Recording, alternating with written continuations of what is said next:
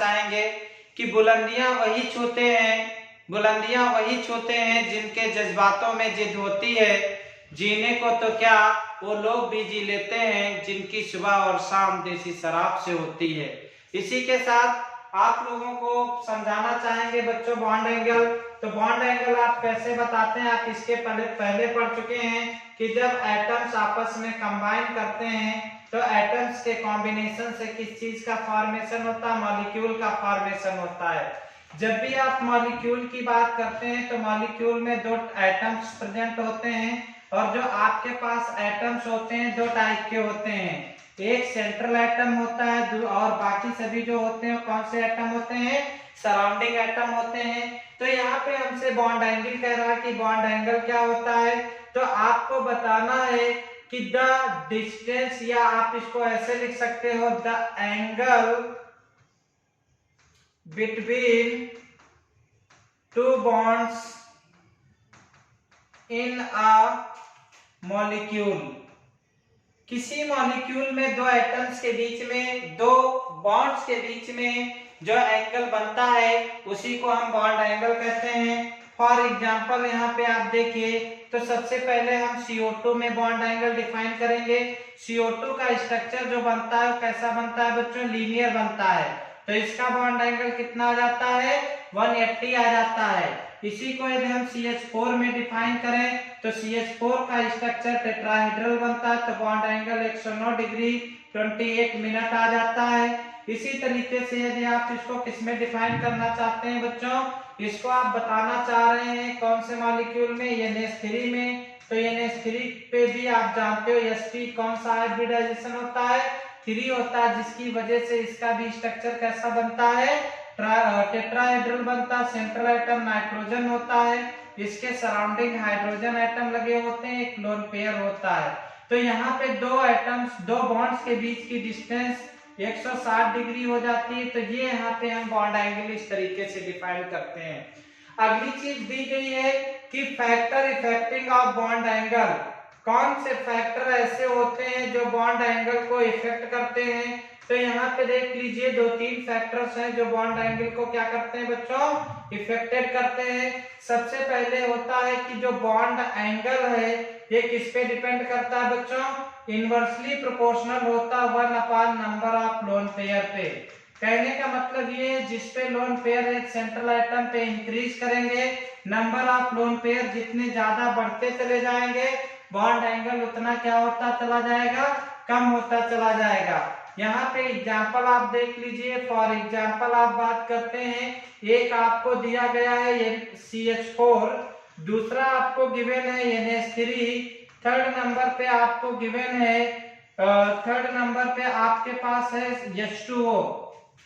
तो आप जानते हैं CH4 पे कार्बन में कोई भी लोन पेयर नहीं आता, जिसकी वजह से इसके बॉन्ड एंगल में कोई चेंजिंग नहीं आती है, 109 डिग्री 28 मिनट होता है। लेकिन जब भी आप बात करते हैं अमोनिया की, अमोनिया में एक लोन पेयर होने की वजह से इसका बॉन्ड एंगल थोड़ा सा क्या हो जाता है, कम पड़ जाता है, तो इसका 160 डिग्री आ जाता है बच्चों।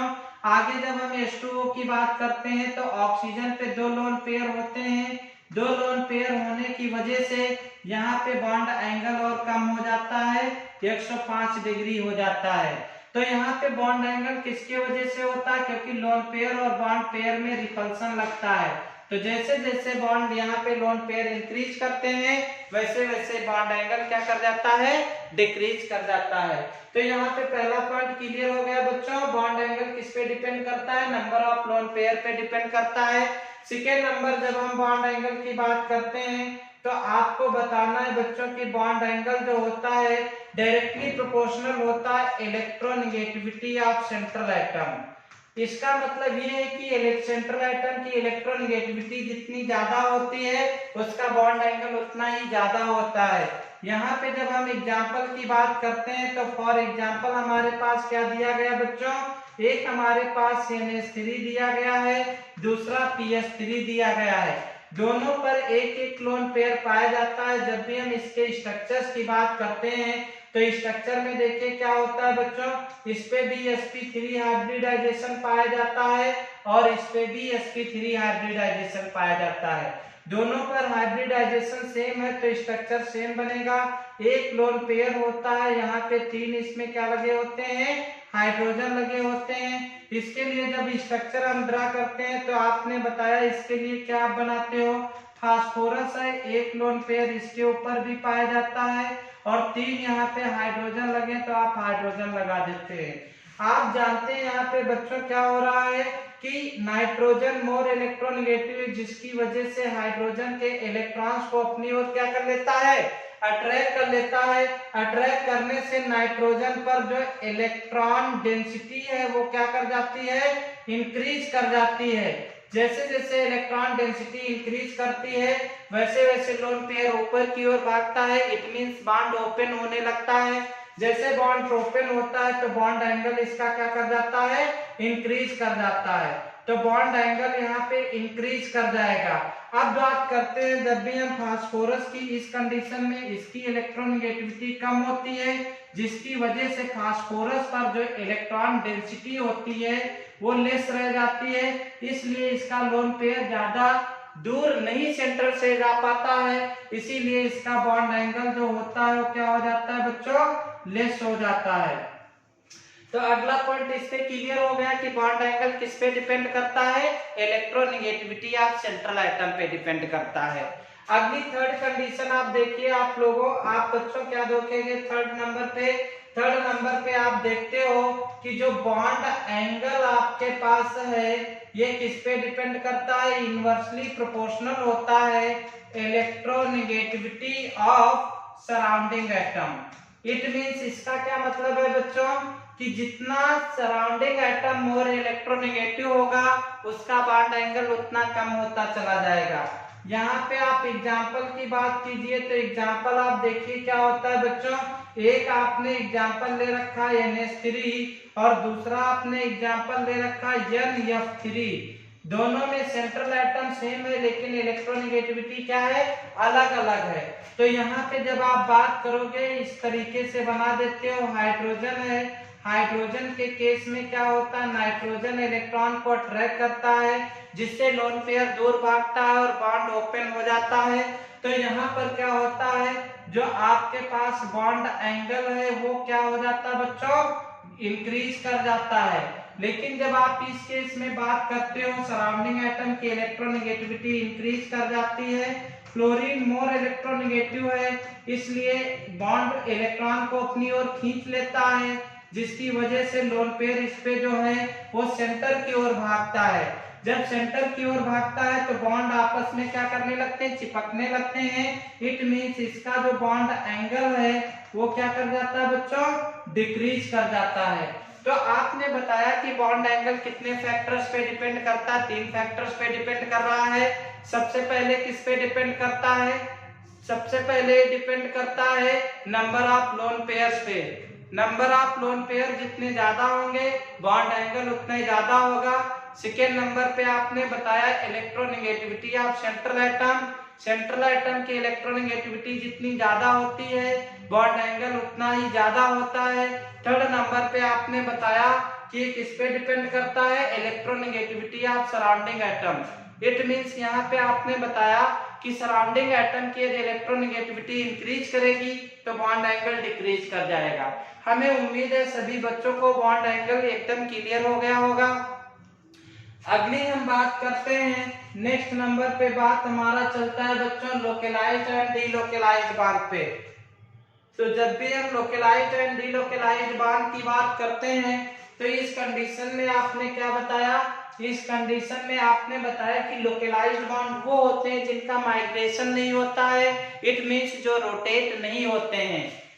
तो आपने बताया बच्चों लोकलाइज्ड बॉन्ड कौन से बॉन्ड होते हैं, सिग्मा बॉन्ड होता है एंड पाई बॉन्ड होता है। ये दोनों लोकलाइज्ड भी होते हैं, ये वही बॉन्ड होते हैं जिनका माइग्रेशन नहीं होता है।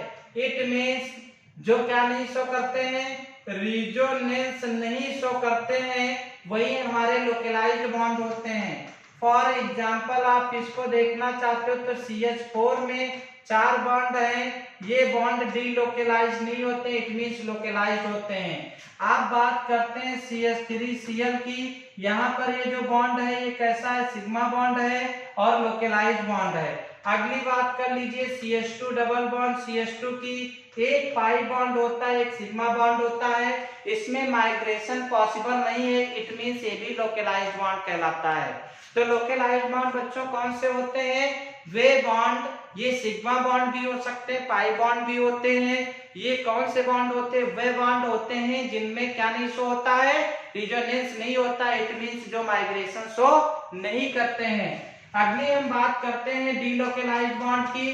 डीलोकेलाइज बॉन्ड वो होते हैं, सिग्मा बॉन्ड भी होते हैं और कौन से होते हैं, पाई बॉन्ड भी होते हैं, बस इनका क्या होता है, माइग्रेशन पॉसिबल होता है, यहाँ पे नो माइग्रेशन होता है, यहाँ पे क्या होता है बच्चों, माइग्रेशन इनका प्रेजेंट होता है। माइग्रेशन का मतलब होता है रोटेशन, यानी जो बॉन्ड रोटेट कर देते हैं, इट मींस क्या शो करते हैं, जो बॉन्ड रिजोनेंस क्या करते हैं, रिप्रेजेंट करते हैं, वही डीलोकेलाइज बॉन्ड कहलाते हैं। यहाँ पे यदि आप फॉर एग्जांपल की बात करते हैं तो benzene is the best example for delocalisation bond. यहाँ पे आपने बताया ये बॉन्ड इस साइड में लोकेलाइज कर जाता है, ये इस साइड में और इस साइड में, इसका जो नया स्ट्रक्चर बनता है वो कैसा बन जाता है बच्चों, यहाँ पे आपके पास नया स्ट्रक्चर इस टाइप से आ जाता है। तो जहां पे रिजोनेंस पाया जाता है, दिस कंडीशंस की बात करते हैं, तो यहाँ पे देख लीजिए बच्चों, आपके पास दिया गया CH2 डबल बॉन्ड दिया गया, CH दिया गया है, Cl दिया गया, यहाँ पे लोन पेयर पाए गए हैं, तो यहाँ पर भी क्या चीज प्रेजेंट है, लोकेलाइजेशन। तो ये कौन से बॉन्ड कहलाते हैं, डीलोकेलाइज्ड बॉन्ड कहलाते हैं। तो मुझे उम्मीद है सभी बच्चों को लोकेलाइज्ड एंड डीलोकेलाइज्ड बॉन्ड कंफर्म हो गया होगा, क्लियर हो गया होगा, कॉन्सेप्ट में कोई भी इश्यू नहीं होगा। अगली बात आप किस पे करते हो बच्चों, थर्ड नंबर बात करते हो कि वंडरवाल फोर्स किसे कहते हैं। जब भी हम बात करते हैं फोर्स की, तो फोर्स हमेशा दो टाइप्स के होते हैं, कुछ फोर्स लगते हैं किसमें, एटम्स के बीच में, कुछ फोर्स लगते हैं मॉलिक्यूल्स के बीच में।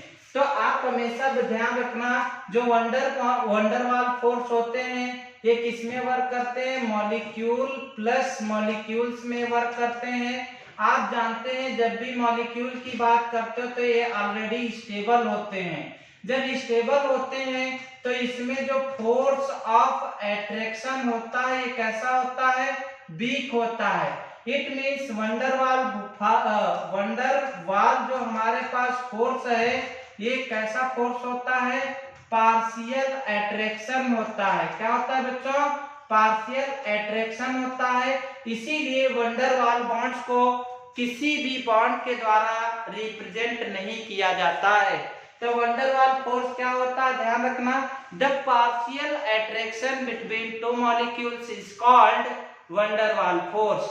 It is no present any type of bond, इसको किसी भी प्रकार के बॉन्ड से हम रिप्रेजेंट नहीं करते हैं। यहाँ पे फॉर एग्जांपल आप बात करें तो एग्जांपल्स की बात जब करते हो तो आपने ले लिया H2, Cl2, Br2, HCl, CO2, etc। जब यहाँ पे आप बात करते हैं कुछ ऐसे मॉलिक्यूल्स प्रेजेंट हैं जो ऑलरेडी स्टेबल हैं, इसमें कैसे फोर्स ऑफ एट्रैक्शन लगता है वो चीज आप ध्यान देना बच्चों। तो आपने देखा कि यहाँ पे जो एग्जांपल्स में मॉलिक्यूल दिए गए हैं कितने टाइप के दिए गए हैं, टू टाइप के दिए गए हैं। टू टाइप्स के कौन कौन से दिए गए हैं, कुछ तो आपके पास पोलर मॉलिक्यूल हैं और कुछ आपके पास कैसे गिवन है बच्चों, नॉन पोलर मॉलिक्यूल दिए गए हैं। पोलर का मतलब क्या होता है बच्चों, नॉन पोलर का मतलब क्या होता है, ध्यान रखना, पोलर का मतलब होता है रोटेशन। क्या होता है, रोटेशन। रोटेशन तभी होगा जिसपे पॉजिटिव निगेटिव क्या प्रेजेंट होंगे, सेंटर प्रेजेंट होते हैं, वो पोलर होते हैं। जिन पे पॉजिटिव निगेटिव सेंटर नहीं प्रेजेंट होते हैं ये क्या होते हैं, नॉट प्रेजेंट। जिन पे नहीं प्रेजेंट होते हैं वो कैसे होते हैं, नॉन पोलर होते हैं। तो देखिए सबसे पहले टाइप ऑफ हाइड्रोजन बॉन्डिंग की जब आप बात करते हो, वंडरवाल बॉन्ड, तो ये वंडरवाल बॉन्ड कितने टाइप के आप पढ़ सकते हो, 4 टाइप के पढ़ सकते हो। 4 टाइप के कौन कौन से होते हैं, ध्यान देना बच्चों।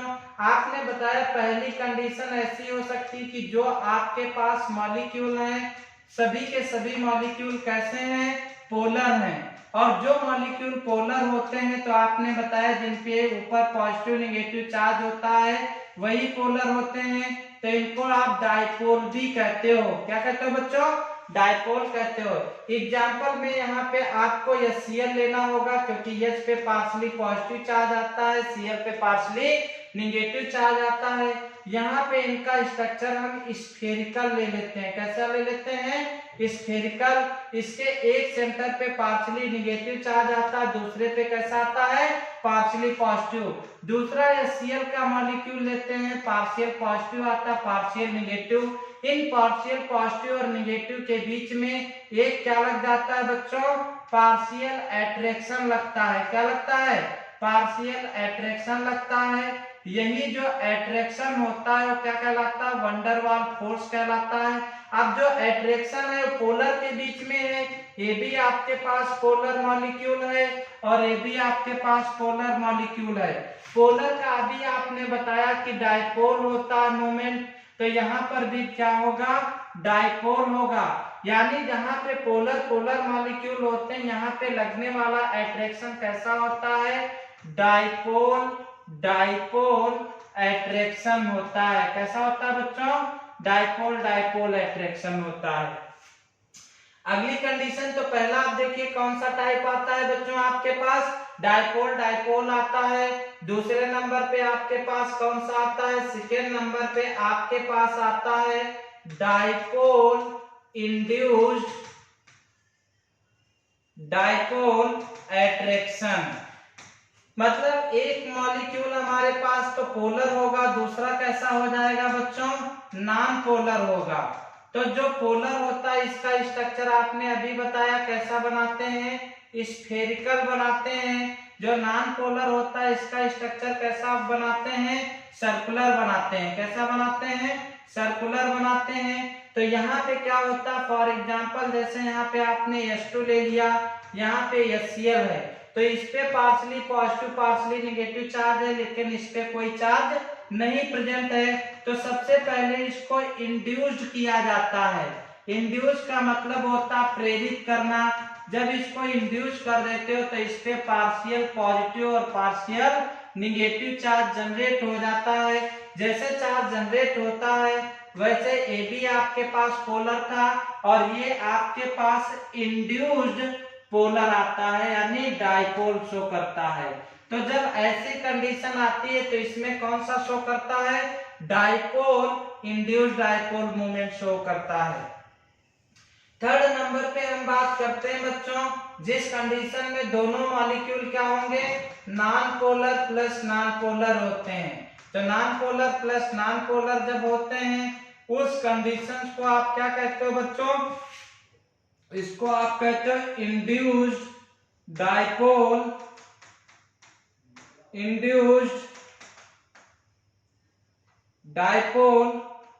एट्रैक्शन बोलते हो। इसी का दूसरा नाम होता है बच्चों लंदन फोर्स।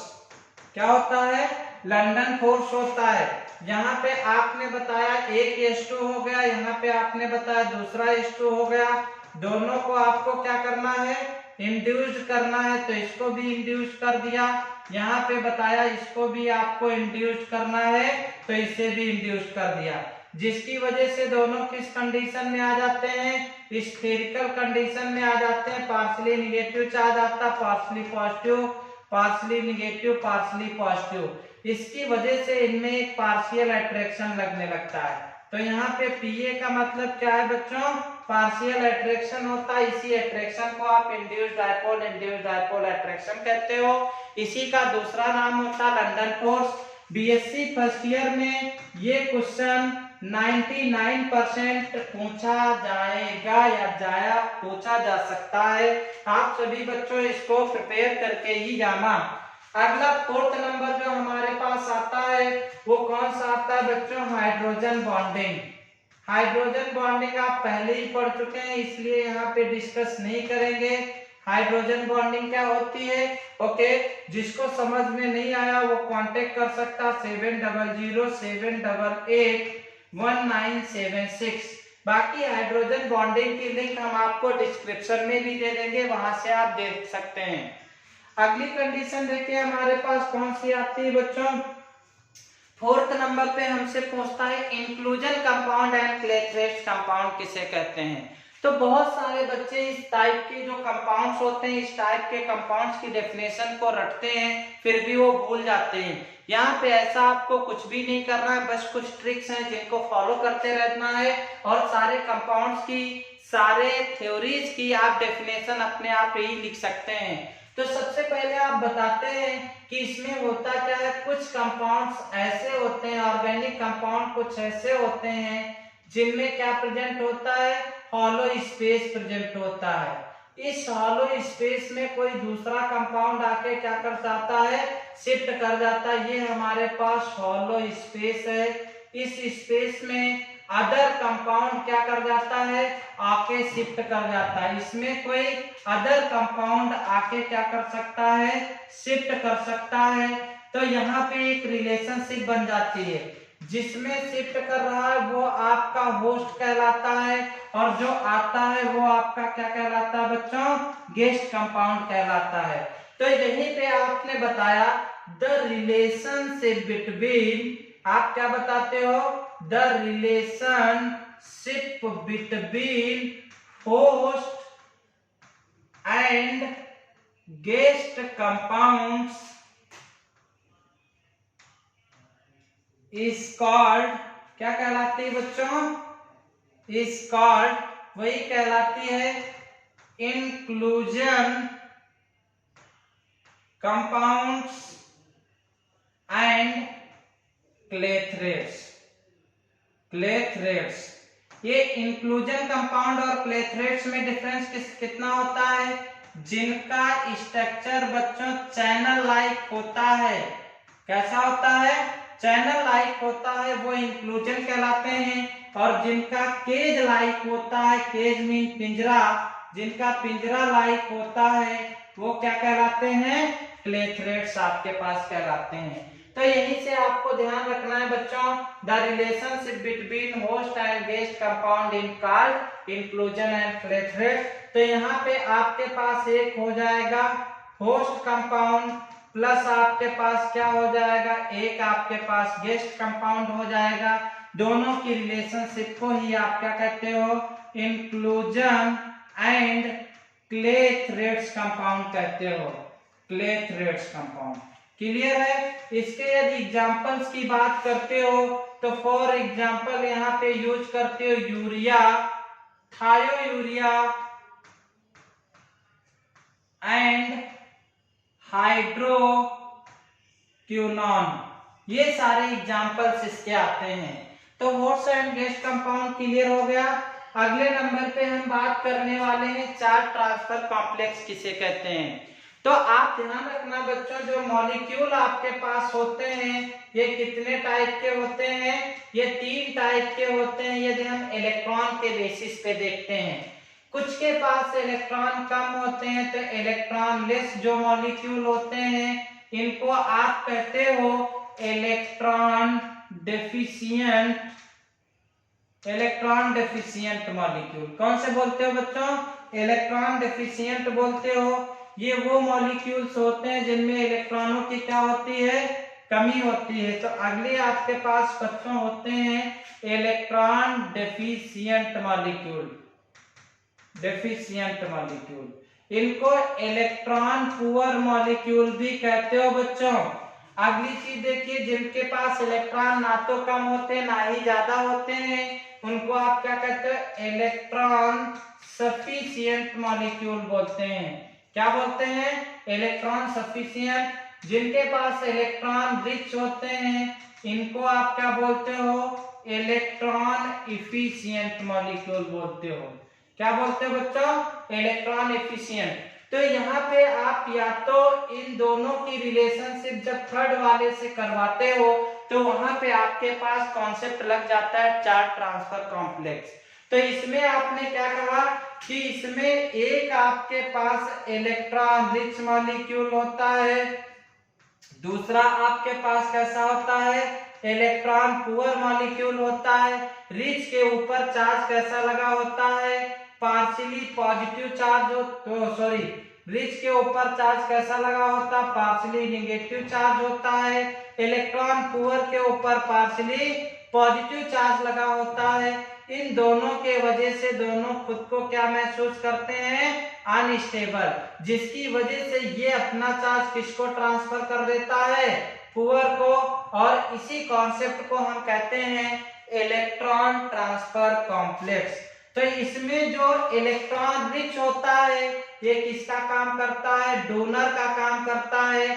जो इलेक्ट्रॉन पुअर होता है किसका काम करता है, एक्सेप्टर का काम करता है। तो यहाँ पे आप डेफिनेशन ध्यान रखना बच्चों, क्या होती है चार्ज ट्रांसफर कॉम्प्लेक्स की डेफिनेशन, द रिलेशनशिप बिटवीन किसके किसके बीच की आप बात करते हैं बच्चों, electron donor and electron acceptor molecule is called, उसी को हम लोग क्या कहते हैं बच्चों, उसी को कहते हैं चार्ज ट्रांसफर कॉम्प्लेक्स। क्या बोलते हैं, चार्ज ट्रांसफर कॉम्प्लेक्स कहते हैं। यहाँ पे जो डोनेट करेगा उसको हम डी से रिप्रेजेंट करते हैं, एक्सेप्ट करेगा ए से रिप्रेजेंट करते हैं। डी ए को इलेक्ट्रॉन दे रहा है जिससे वजह से इसके ऊपर पॉजिटिव चार्ज आ जाता है, इसके ऊपर चार्ज कैसा आ जाता है, निगेटिव आ जाता है। यहाँ पे हम एग्जांपल्स की बात करते हैं तो आपने बताया एक आपके पास नेफ्थलीन मॉलिक्यूल है। नेफ्थलीन मॉलिक्यूल का स्ट्रक्चर किसे कहते हैं बच्चों, जिसमें दो बेंजीन रिंग बनी होती हैं, उसी को आप नेफ्थलीन मॉलिक्यूल कहते हैं। क्लियर है। तो अगली चीज देखिए इसमें क्या बन जाता है बच्चों, अगली चीज आपने बताया इसकी रिएक्शन जब आप किससे करवा देते हैं, पिक्रिक एसिड से करवा देते हैं। पिक्रिक एसिड का फार्मूला क्या होता है बच्चों, OH यहाँ पे लगा हुआ है, यहाँ पे 3 आपके कौन से ग्रुप लगे होते हैं, NO2 ग्रुप लगे होते हैं। NO2 ग्रुप कौन से होते हैं बच्चों, ध्यान रखना, ये आपके पास इलेक्ट्रॉन विड्रॉइंग ग्रुप होते हैं। तो ये अपनी ओर इलेक्ट्रॉन खींच लेते हैं, जिसकी वजह से इसके सेंटर पर पार्शियली चार्ज कैसा आ जाता है, पॉजिटिव चार्ज आ जाता है। यहाँ पे इलेक्ट्रॉन पाई इलेक्ट्रॉन है, इलेक्ट्रॉन रिच है, जिसकी वजह से कैसा चार्ज आता है, पार्शियली पॉजिटिव आ जाता है। इसकी वजह से ये क्या होता है, निगेटिव चार्ज पॉजिटिव चार्ज को ट्रांसफर कर दिया जाता है और आपके पास क्या बन जाता है, एक पिक्रेट बन जाता है। क्या बन जाता है बच्चों, पिक्रेट बन जाता है। यही पिक्रेट ही आपके पास कैसा होता है, कलर्ड होता है। यहाँ पे क्या हो जाता है, कलर्ड होता है। और इसी तरीके से कौन सा कॉन्सेप्ट बन जाता है आपके पास बच्चों, चार्ज ट्रांसफर कॉम्प्लेक्स बन जाता है। ये येलो कलर का आपके पास होता है तो ये नेफ्थलीन पिक्रेट आ जाता है। ओके, यहाँ पे ये व्हाइट कलर का होता है और एक ऐसे कलर का होता है, येलो कलर का होता है, तो ये भी आपके पास आ जाता है। ये दोनों कैसे रहते हैं, अनस्टेबल रहते हैं बच्चों, और ये क्या हो जाता है, स्टेबल हो जाता है। हमें उम्मीद है ये कॉन्सेप्ट आपको समझ में आया होगा। अगला देखिए बच्चों, अगला आपको पढ़ना है कि रिजोनेंस किसे कहते हैं, व्हाट इज रिजोनेंस। तो क्या होता है, सर्टेन ऑर्गेनिक कंपाउंड, कौन से बच्चों, सर्टेन ऑर्गेनिक कंपाउंड, जिसमें क्या होता है, which explain all property by more than one structure, by more than one structure. कुछ ऐसे ऑर्गेनिक कंपाउंड होते हैं जो अपनी ऑल प्रॉपर्टी एक से अधिक मॉलिक्यूल से क्या करते हैं, रिप्रेजेंट करते हैं। उसी कॉन्सेप्ट को हम रिजोनेंस कहते हैं। तो यहाँ पे देखिए फॉर एग्जांपल आपके पास क्या है बच्चों, बेंजीन। बेंजीन इसका सबसे बेटर एग्जांपल है। यहाँ पे जब हम बेंजीन के टोटल स्ट्रक्चर बनाते हैं तो 5 आ जाते हैं। पहला स्ट्रक्चर यहाँ पे बन रहा है बच्चों, आप इसको देखिए। दूसरे नंबर पे आपने कहा यहाँ पे इस साइड में लगा है, तो इसमें इस साइड में लग जाएगा। ये दोनों स्ट्रक्चर किसने दिया था? केकुले ने दिया था, तो ये केकुले स्ट्रक्चर कहलाते हैं। 3 स्ट्रक्चर किसने दिया था? डेवर ने दिया था, तो इसे डेवर स्ट्रक्चर कहते हो। लेकिन ये फ्लॉप क्यों हो गए उसको भी अभी आपसे डिस्कस करेंगे। यहाँ पे ध्यान देते रहना बच्चों। यहाँ पे जब भी आपने बात किया तो आपने इसको इस तरीके से सभी स्ट्रक्चर्स को जब आपस में मिक्स कर दिया तो आपके पास एक हाइब्रिड स्ट्रक्चर आ गया जिसको बनाया जाता है। तो ये बेंजीन का कौन सा स्ट्रक्चर है बच्चों? हाइब्रिड स्ट्रक्चर है। बेंजीन हाइब्रिड स्ट्रक्चर है। इतनी चीज क्लियर हो गई। ये तीनों स्ट्रक्चर किसके थे बच्चों? डेवर के थे। तो ये फ्लॉप क्यों हो गए? क्योंकि देखिए बेंजीन में बताया गया था कि तीनों पाई इलेक्ट्रॉन फ्री माइग्रेट कर सकते हैं, लेकिन इसमें 2 ही इलेक्ट्रॉन फ्री माइग्रेट कर रहे थे, तीसरा माइग्रेट नहीं कर पा रहा था। दूसरा कॉन्सेप्ट क्या था? ये बताया गया था कि तीनों जो पाई बॉन्ड हैं इनकी बॉन्ड लेंथ सेम होती है। यहाँ पे 2 की तो बॉन्ड लेंथ सेम थी, लेकिन तीसरे की बॉन्ड लेंथ क्या थी? ज्यादा थी। इसीलिए डेवर के स्ट्रक्चर फ्लॉप हो गए, जिनकी स्टडी हमें ऑर्गेनिक केमिस्ट्री में नहीं करनी होती है। तो यहाँ पे ये रेजोनेटिंग स्ट्रक्चर्स है। कुछ बच्चों को नहीं समझ में बिल्कुल भी आता कि रिजोनेंस एनर्जी किसे कहते हैं। तो अगली ये भी आप ध्यान रखना, रिजोनेंस एनर्जी आपके पास क्या होती है बच्चों? तो इसको आप याद रखना कि एनर्जी डिफरेंस, किसके किसके बीच में डिफरेंस आपको याद रखना है? Between hybrid structure and actual hybrid structure